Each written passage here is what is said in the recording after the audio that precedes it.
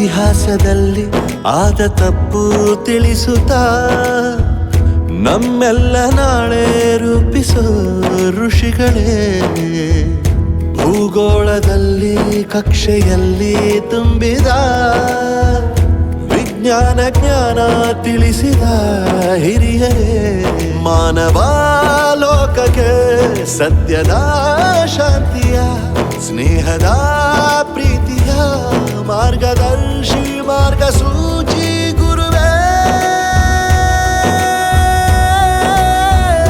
100 ಜನುಮ ಗುರು ಋಣವು ತೀರೋಲ್ಲ. ನಮೋ ನಮ ಗುರುಗಳೇ.